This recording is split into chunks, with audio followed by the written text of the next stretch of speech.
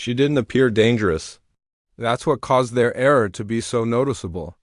In the middle of the afternoon, a dusty petrol station in Georgia. It's the kind of location where everyone looks at each other longer than they should, and the summer heat turns asphalt into syrup. She emerged from a silver SUV with a pollen-streaked hood and tires that hummed softly, resembling a long-distance driver. And the first remark was loud enough to be heard as soon as her foot touched the pavement. Unintentional. One of them, a local mechanic wearing a cap smeared with grease, pushed his friend, and they chuckled and asked, "She lost or just looking for trouble?" Likewise, with his arms folded over his badge print tee, the off-duty police officer sipped from a huge soda cup as if he controlled the county. The femme looked steadily in the direction of the goal without flinching, making a comeback, or displaying any hostility. She stared at the convenience store door with her purse hanging low. The male cashier stopped her before she could enter. Wearing mirrored sunglasses indoors, he murmured, "Bathrooms for customers only." But that day, no one else had been stopped. The men behind her continued to comment. Casual brutality masquerading as humor, they made jokes about drug use, food stamps, and even locking his automobile. However, the SUV she was driving wasn't arbitrary, and she wasn't either. Nobody understood that the woman they were making fun of the fact that they had already spent months looking into this particular area of the county. She wasn't present forgas. She was looking for evidence of local corruption, racial profiling, and civil rights violations. Seeping through the systems of little towns. What the men were unaware of, what the woman they just humiliated had already established a case, as the body cam film will subsequently show in graphic detail. Against them. She wasn't unfamiliar. She was the whole gas and their shadow system of surveillance cameras at the station. 2 weeks ago, federal authorities took its place. Order. However, nobody knew anything at the time. To the outside world, she was simply another black woman, was dismissed without explanation and handled with contempt. Simply one more day. One more chuckle at the expense of another, but it wasn't simply wrong this time. It was proof. 2 of the men would be in federal custody by dusk. The cashier would be subpoenaed, and that police officer who wasn't on duty would soon have a video of himself go viral. Played at every police misconduct investigation training over the following 10 years, as well as in courtrooms and newsrooms, all due to their poor assessment of a woman who never trembled, never raised her voice, and never once needed to speak. The 3 FBI letters embroidered inside the pocket of her coat. The last 12 years had been spent by Talia Monroe. This mission felt different from my previous experience in federal law enforcement, not because it posed a greater risk. She had been employed, previously conducted undercover investigations, infiltrated gangs, and even pretended to be a criminal defense attorney in a RICO case, but since it was a personal one.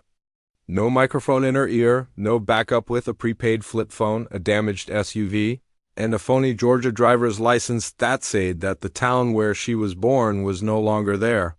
She took out a 1-bedroom rental unit on Miller County's outskirts, where the streetlights were buzzing more loudly than the traffic and everyone knew who wasn't supposed to be there. Furthermore, Talia didn't belong. That was the point. To the inhabitants. She was simply another stranger wandering about, someone seeking to vanish or perhaps down on her luck. She dressed appropriately, donning faded jeans and a simple blazer, and, without makeup, she kept her head down and let her curls fall in loose, unstyled coils. Down in the open. However, she didn't miss much, particularly in the Sinclair area. A service station near Route 319. It was more than a stopover. It was a center. For weeks, Talia had been keeping an eye on that location. It went beyond casual remarks and the treatment of locals. According to skin tone, something more profound and well-coordinated was involved. Drivers of trucks would arrive and deliver packages to station staff. Local police officers would arrive, remain for an extended period of time without cause, and then vanish down unguarded back routes, had a business meeting. Teens muttered of being intimidated into silence, being followed, and being stopped. A single high-A senior in school had even admitted, under anonymity, that her brother had been found in possession of 1 ounce of marijuana. Was given $300 in cash before being allowed to walk free without being charged. No record, no receipt. Just silence. Talia believed there was a broad civil under the surface of small-town charm. There is a rights infringement plan. However, the threat wasn't limited to the misuse of authority. It was shielded by the culture of silence. This wasn't a setting where people might freely express themselves. There, individuals vanished into a state of resignation, and the agency had picked her for precisely that reason. She had been given a unique assignment. Force in the FBI's public corruption branch that aims to uncover systematic abuse networks in rural law enforcement, locations where accountability and monitoring were lacking. During these procedures, you didn't need to have a badge in your pocket. In your quiet, you carried it.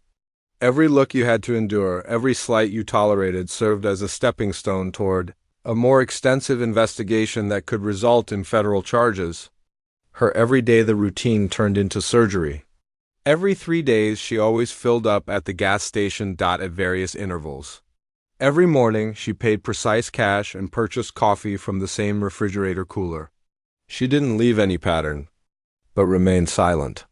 She would spend hours sitting in her automobile, occasionally feigning a nap, while a movement within the station was captured by a covert dash camera. She occasionally feigned losing something, which gave her an excuse to go back inside. At times, she just waited in line, allowing the tension to build and taking in how certain customers received hey buds, while others were observed like shadows. 3 important players had already been identified by her. Initially, Jim Radley, thief duty officer from the moment of the soda cup.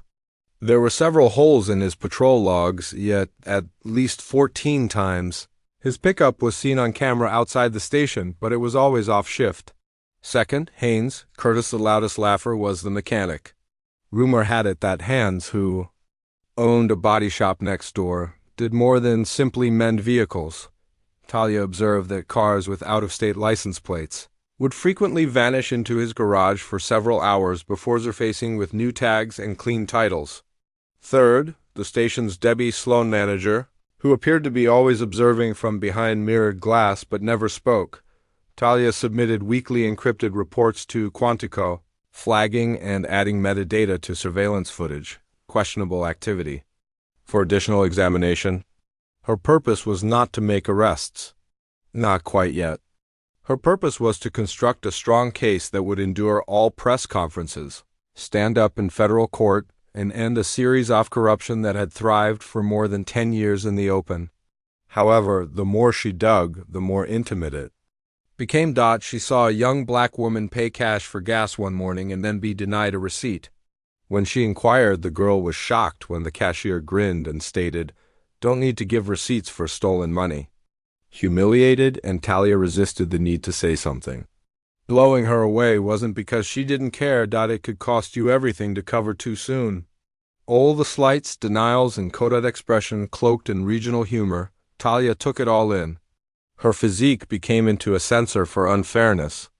She discovered how to control her anger by nodding instead of when every cell in her body wanted to face. She protested and left. However, she wasn't merely gathering moments. She was gathering proof of authority abuse, racial prejudice, and police misbehavior tendencies that seemed too planned to be coincidental. It was the task that kept her grounded. She wasn't only there to shut down one crooked gas station or remove one dishonest police officer. She was present to reveal a device, a system, whose dominance was defended via humiliation. A system that made fun of women like her and then freaked out when they were the ones with the power to bring it down. And Talia grinned within every time someone rolled their eyes, chuckled, or said something that made her feel inferior, since they were directly pursuing her investigation. One frame from a camera, one gas receipt, and one haughty error at a time. The pattern finally broke on a Tuesday afternoon. Talia had, accustomed to the cadence, officers coming and going from the station's rear parking lot, staff members acting as though observed cars departing without license plates and showing up with tinted windows. However, something changed that day.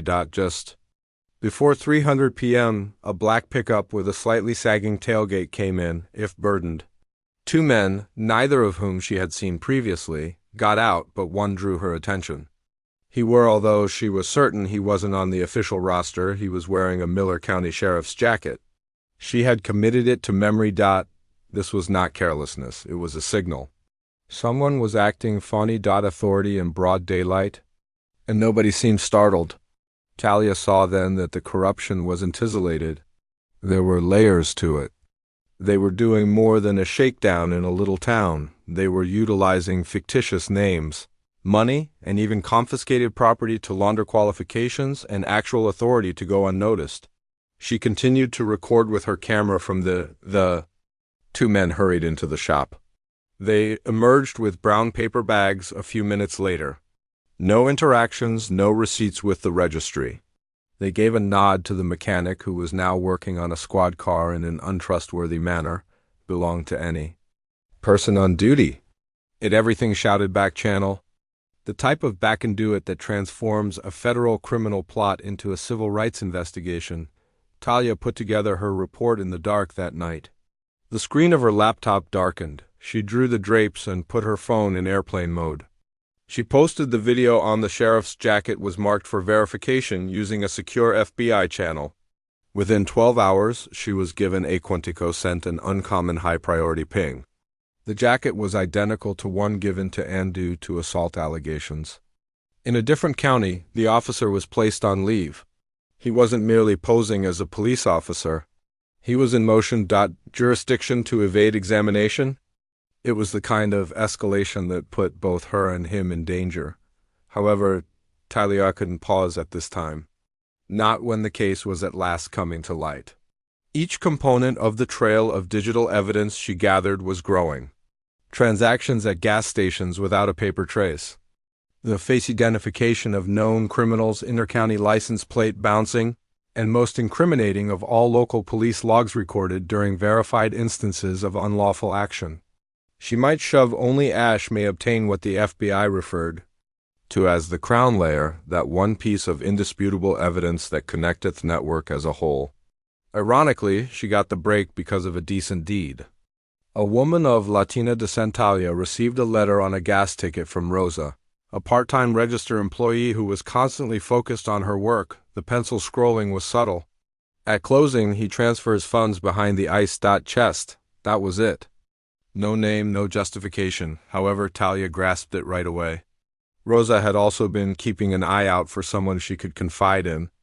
That Talia went back to the station in the evening just after dark and parked beneath the damaged light post where shadows raced. Lengthy. She waited. This identical sheriff impersonator reappeared at precisely 8:57 p.m. Here tiny red cooler was. Taken out of the rear room and wheeled in the direction of the ice chest. Then, with the casualness of someone, he opened the container to replace the Coke and started loading the unopened, white rectangle, covered with plastic that has been heat-sealed. Leaning forward, Talia observed through the zoom lens. Drug trafficking. It's just plain old drug trafficking that goes unnoticed. However, the drugs weren't the only factor. It was the ease with which the police had been included into the operation. Officers weren't simply ignoring the situation. The delivery system included them.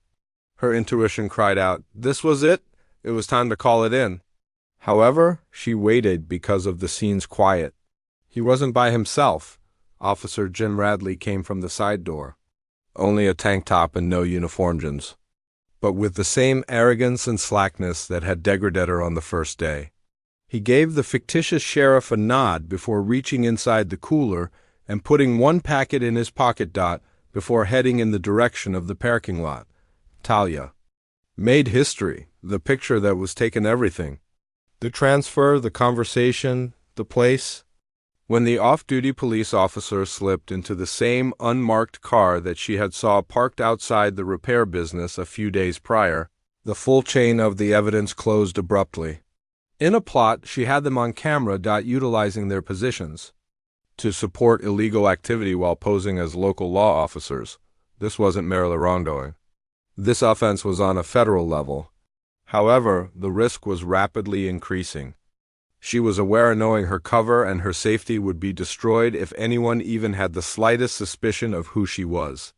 She would be cautioned during the briefing that the likelihood of smelling smoke increases with proximity to the core, and tonight, without drawing notice, she departed with her camera in hand. They had already lit the match, recording in silent mode. She didn't return home. As an alternative, she drove to change the SD card in the camera, placed it in a vacuum case, and sent it to the bureau using a nearby church parking lot, hidden. In the rear of a gas station map display is a pre-approved Dropbox account. She understood the absurdity of concealing truth within what they perceived as rubbish. She didn't sleep when she got back to her flat. She repeatedly saw the video. Not because she had to, but because this wasn't only about catching corrupt cops, she had to remind herself. It aimed to rebuild public confidence and hold people responsible for using badges as shields and authority armor. She had no desire for vengeance. She desired responsibility. The town was strangely silent the following morning. The shutters of the gas station remained down until midday. Officer Radley's cruiser had left. For maintenance, the mechanic's garage was closed. That's when she was aware that someone had sensed her warmth. Someone had a suspicion that they were being observed or had seen the camera dot. In any case, she had run out of time. However, the timing was ideal, because by that time what they needed was already in the bureau. There were no sirens to warn of the storm. It Aravetting quiet. Talia was aware of the distinction. Actual danger doesn't make an announcement. It lingers in half-closed doors and prolonged looks. The whole town shifted that morning like it held its breath. It's late when the gas station opens. Mechanics Bay is uncannily clean. There are no patrol cars sitting idle on the typical corner. Only heat coming up from tension hung like fog on the blacktop. Something had changed, and it wasn't for her. Talia was about to tell a falsehood, let the bureau proceed at its own pace after mailing the proof.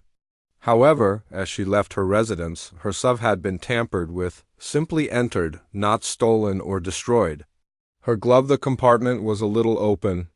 The lens of the dash camera had been angled inward. A message that is regulated and subtle. They knew or had a suspicion. In any case, she was losing her cover. She couldn't take the chance, remaining quiet. She sent a one-line message and turned on her encrypted burner. Time to depart? She made the decision to play with courage. At high noon, she went back to the petrol station. Identical SUV, identical face, serene as ever. After entering, she went to the cooler and got a Coke. Debbie, as usual, Sloane, the quiet manager, was behind the counter, dressed in the same expression that is lifeless. Debbie, however, remained motionless when Talia handed over a 20. She gazed at her instead. It doesn't appear that you work as a gas pump. Living, she said. Without blinking, Talia said, not an accusation, a test. Neither dosu, that was it. A micro standoff. However, it provided her with all the necessary confirmation. They had her.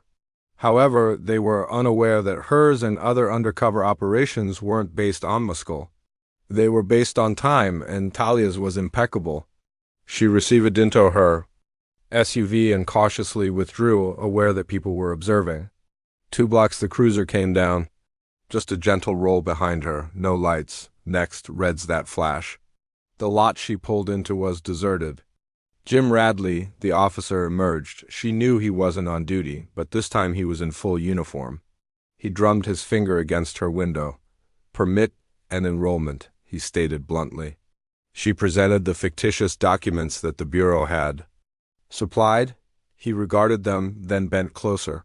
For someone who is not from here, you certainly observe everything as if someone were taking notes. Talia smiled slightly. Perhaps I just remember things well. Radley's smile disappeared. He stopped acting. Step out of the vehicle. Calm and with her hands exposed, she moved out gently. He gestured. She walked over to the hood of her SUV and looked around. No additional vehicles, new observers. He leaned in. You know what happens to people who start sniffing around here? He said, you keep prodding, but they vanish. Gas station cameras. Malfunction and reports are misplaced. A round will turn you into a ghost. Talia remained silent, but she had pressed a button on her jacket pocket. WRISTBAND. The warning pinged the instant he touched her shoulder. Live broadcast. The FBI was paying attention. Is that meant to frighten me? She said softly. Bradley snorted. It isn't meant to. It just will. A silver SUV rounded the intersection before he could say anything more, then a third and then another. All government plates, all unmarked. Radley took a step back, his mouth quivering. When he grabbed his radio, it's too late already. The door of the lead car opened, and the special agent got out. Talia's immediate Quantico boss is Marcus Kane, in behind of him. A whole government reaction team wearing dark vests bearing the names of the Government Bureau of Investigation and the Department of Justice fanned out across the street. Like a scalpel, Kane's voice sliced through the June air. Move away from the woman, James Radley. We have her. Radley stopped. He remained still for a long time. Then gradually he turned to face Talia, his lips parted and his eyes wide. Incredulity. What? Are you? Talia's eyebrow went up. Did you truly believe I was only come to buy soda? Panic broke out in a matter of minutes. The bickered out concurrent warrant executions throughout the town. Radley's house, the mechanic shop, the gas station, and even the sheriff's workle. All of the documentation, audio, and video that Talia had gathered were supported by live video from drone surveillance and mobile units. They made precise movements, records from fictitious car titles, piles of undeclared cash, indications of racial profiling, and footage from a body camera that had been erased but left intact. Debbie Sloan was taken into custody at the gas station. Custody. She simply stood there and watched as they took out packs of drugs from her workplace safe without resisting, and another cell phone loaded with encrypted messages. She whispered, "You think you're going to get away with this?" As they put her in handcuffs, with her badge fastened to her hip, Talia passed by. No, we already did. As the sweep grew, residents started to come out of houses and businesses attracted by the sirens. And the streets are lined with black SUVs that resemble storm clouds. The balance for the first time in years of authority had clearly changed. Whispering. Parents held their kids back.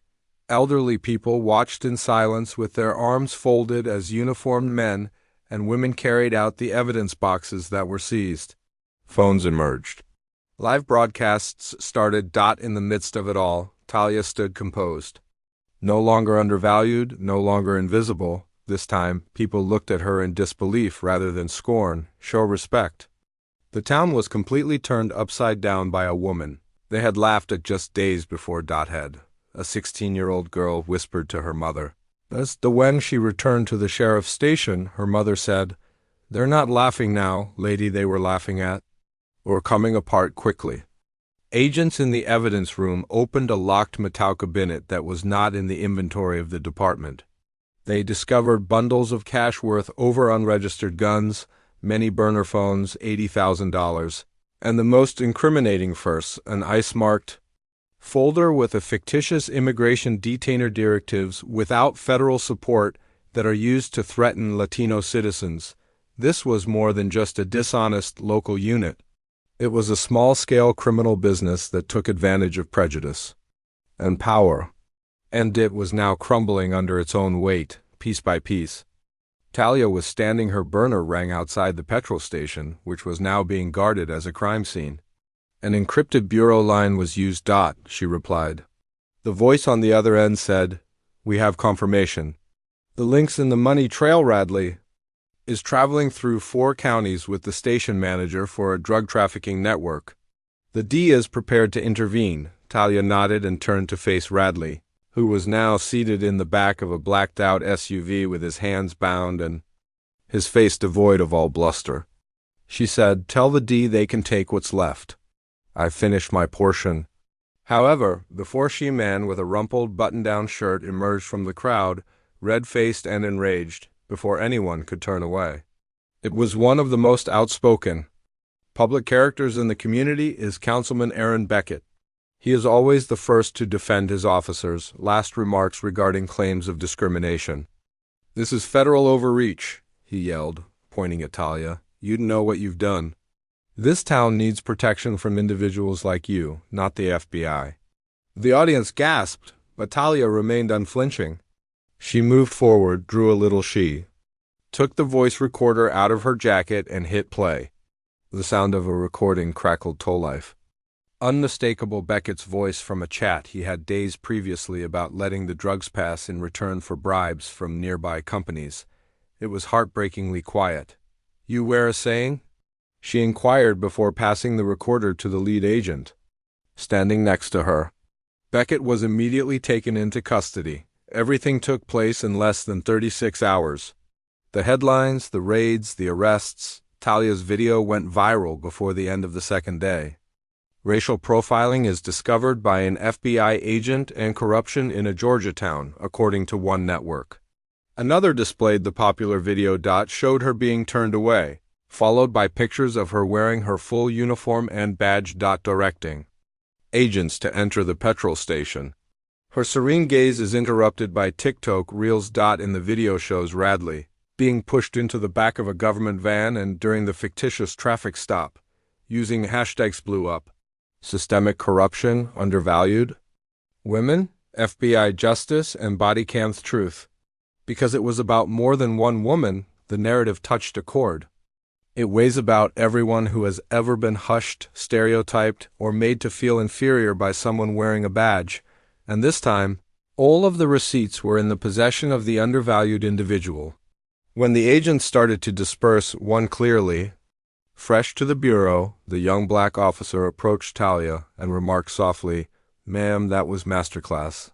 She grinned, exhausted yet pleased. She said, "Justice," quietly. It doesn't always yell. At times, it simply listens before striking.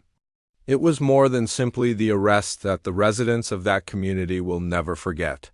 It was walking back into that station was the woman they had once made fun of. Not as a victim or a suspect, but rather as the one who put a stop to it. All? It should have been the end of the case. With more than a dozen detentions, most agents would have flown home with federal indictments still pending and enough digital evidence to choke a courtroom. Completed their reports and left. However, Talia Monroe wasn't like most agents. Still, something wasn't quite right. In Quantico, the media was running loops. Talia was sitting in a quiet bureau office at the time of the now famous gas station raid, examining something that nobody other had observed. A digital trace hidden inside a confiscated burner was a transfer. Phone.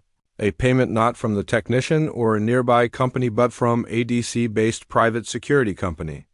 The same company was hired by a border surveillance technology is built by a defense subcontractor. The timestamp on the deposit was precisely 1 day prior to the visit by the phony sheriff. $40,500 with the label "Only Field Facilitation"? It didn't make sense. Why would a business close to the government invest in a backwater medication andering of corruption? Unless civil rights breaches weren't the only issue. It weighs about protecting federal wrongdoers. Talia subtly asked the assistant director of intelligence to meet with her. She presented it clearly. A new avenue with national ramifications has been made possible by this case. The officers from the little town weren't simply behaving strangely. They were creating a conduit that may have connected with federal contractors. The type that survives on contracts, monitoring, and obscurity. The director's eyes changed, but his face remained motionless. According to you, they weren't Marilisa Ferding. Money or narcotics, a pipeline was under their protection. I believe they were informed since Talia nodded. To turn away. The tone shifted at that point. What had begun as a local investigation into corruption had just turned into a dispute involving internal affairs that affected federal oversight. Talia received a discreet clearance to pursue it off the books. Within 48 hours, now she was looking into more than just criminals. She was negotiating the shadowy world of bureaucracy, where authority was shielded. Itself not by violence, but through quiet and red tape. She followed the money's journey back through corporations. Phony addresses and multi-layer LLCs, they all peeled back a sun onion that has gone bad. All of this culminated in a single name, One firm that specializes in domestic data filtration is Orion Systems Group. And behavioral analysis at the site level. Translation: they assisted in keeping an eye on individuals. At highways, airports, and gas stops without anybody noticing. Additionally, they had ongoing agreements with 3 state governments, ICE and DHS. It made sense now. The gas station was more than just a place of corruption. It served as a live behavioral testing setting. Profiling software, perceived agitation, race, attire, and vehicle type. It was being examined and labeled. Additionally, the local police officers were the people name for a computer program that uses algorithms to classify people as dangerous before they even speak. Talia reclined. Stunned in her chair. What appeared to be racial profiling was not simply ignorance or animosity. Discrimination was created, packaged, and sold to federal agencies as predictive technology. She presented her supervisor with the data. He appeared to have been struck in the chest. We are discussing lawsuits. Criminal charges, perhaps even congressional hearings. Only if the public finds out, she remarked. Additionally, that's where the Bureau fell silent. Her files were suddenly locked. Her level of clearance shifted. Her emails were sent. Tonnet responded to. She was being iced out, but not completely stopped, silently, methodically.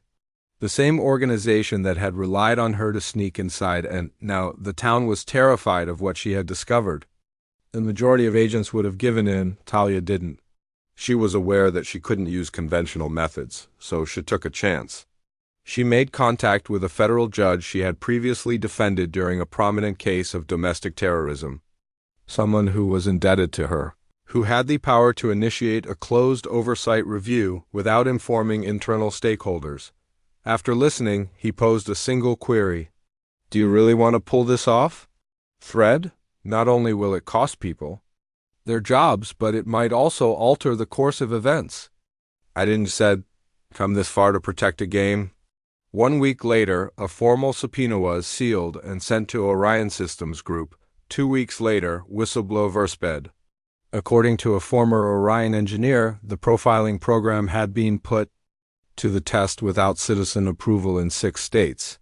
Additionally, Shore raced the main sources of information were agitation patterns and body language.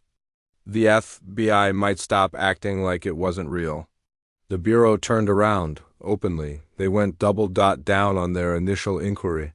However, in the background, they silently gave Talia permission to testify. She was no longer only the covert agent. She was the main witness in a scandal that was spreading across the country. Her prepared remarks prior to a closed the Senate Door Committee was brief, accurate, and memorable. I conducted an undercover investigation on local racism filing. I discovered a government-approved program that transformed suspicion into knowledge and applied that knowledge to, in the interest of safety, target communities of color. It wasn't only a personal incident that happened to me at that petrol station. It was programmed. The consequences were immediate. Contracts with Orion were frozen. Des denied any participation, then changed their mind and started an internal investigation. News the trail was picked up by outlets. The story changed.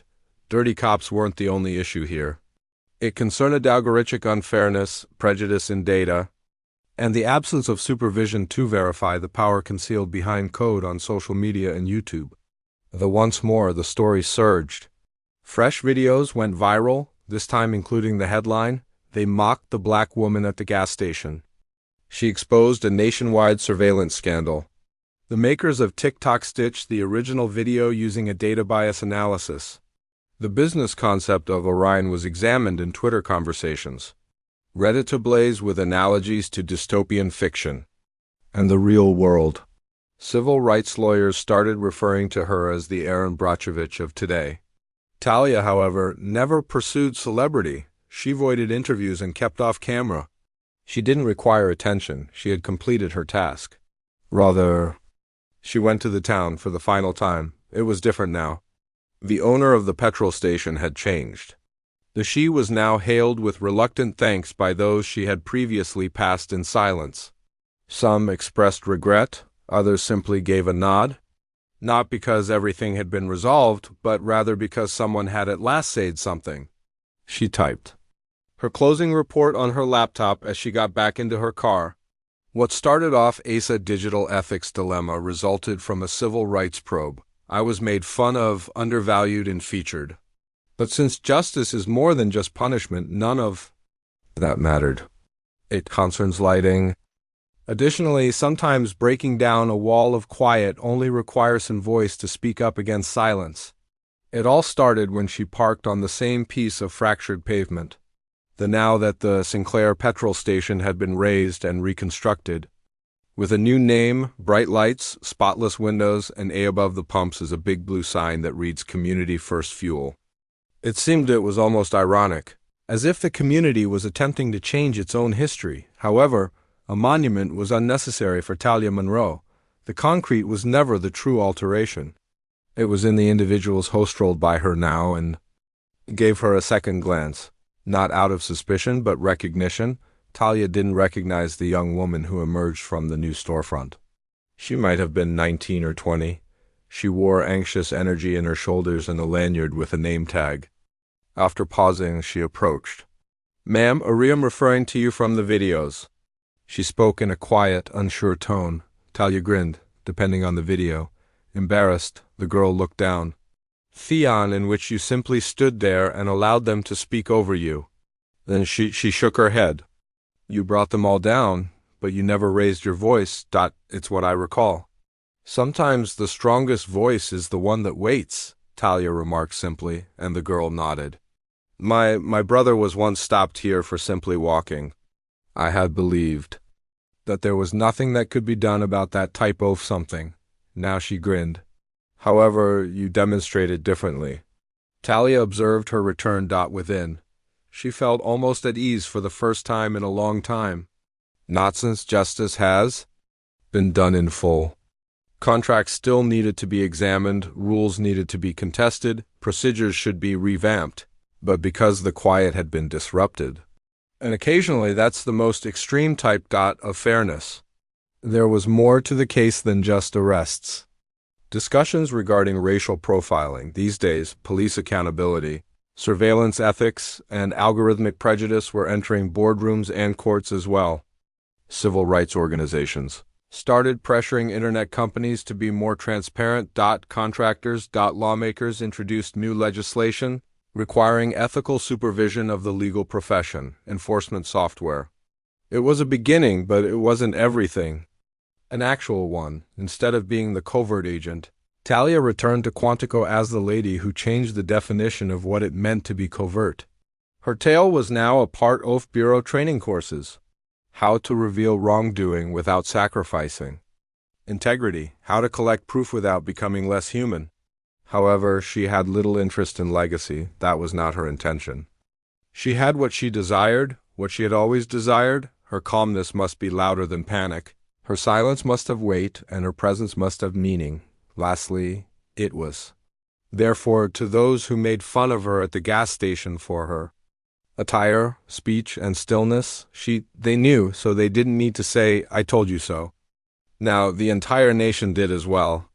And to everyone who is observing as the narrative progresses, she asks whether her voice counts in a society that occasionally doesn't want to hear her. Her response is easy. It does indeed. Even if you whisper, even if you express it via action it with bravery, even if all you do is remain motionless and refuse to vanish, because sometimes the person that everyone tries to ignore is the most powerful person in the room.